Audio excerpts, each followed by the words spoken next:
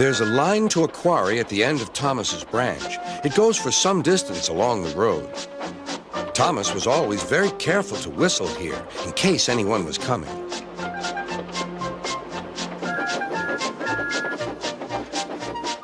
Early one morning, a large policeman was sitting close to the line. Thomas liked policemen. He had been a great friend of the officer who had just retired. Beep, beep, he whistled. Good morning. Thomas expected that the new officer would be friendly too, but he was sorry to see that he didn't look friendly at all. He was red in the face and very cross. Disgraceful, he spluttered. I didn't sleep a wink last night. It was so quiet, and now engines come whistling suddenly behind me. I'm sorry, sir, said Thomas. I only said good morning. The policeman pointed to Thomas. Where's your cow catcher? He asked. But I don't catch cows, sir. Don't be funny, snapped the policeman. He looked at Thomas's wheels. No side plates either. And he wrote in his notebook. Engines going on public roads must have their wheels covered and a cow catcher in front to protect people and animals from being dragged under the wheels if they stray onto the line. You haven't, so you are dangerous. Rubbish, said Thomas's driver. We've been along here hundreds of times and never had an accident. That makes it worse, the policeman answered. He wrote regular lawbreaker in his book. Thomas puffed sadly away.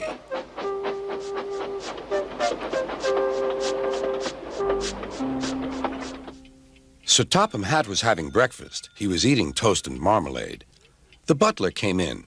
Excuse me, sir. You're wanted on the telephone. Bother that telephone, said Sir Topham Hatt. I'm sorry, my dear, he said to his wife. Thomas is in trouble with the police, and I must go at once. At the station, Thomas's driver told Sir Topham Hatt what had happened. Dangerous to the public, indeed. We'll see about that. Sir Topham Hatt spoke to the policeman. But however much he argued with him, it was no good. The law is the law, he said, and we can't change it. Sir Topham Hatt felt exhausted. I'm sorry, driver, he said. It's no use arguing with policemen. We will have to make those cowcatcher things for Thomas, I suppose. Everyone will laugh, sir, said Thomas. They'll say I look like a tram. Sir Topham Hatt stared.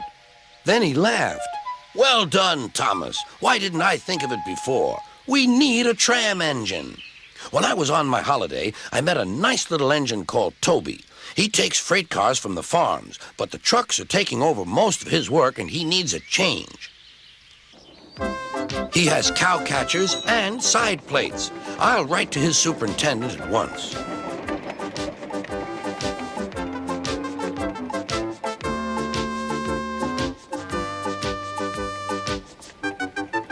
A few days later, Toby arrived. That's a good engine, said Sir Topham Hatt. I see you've brought your coach, Henrietta. You don't mind, do you, sir? Asked Toby. The station master wanted to use her as a henhouse, and that would never do. No, indeed, said Sir Topham Hatt. We couldn't allow that.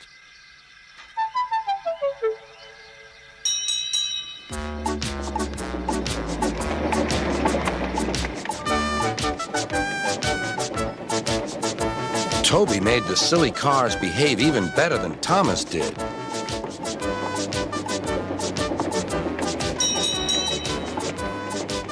Hey, you!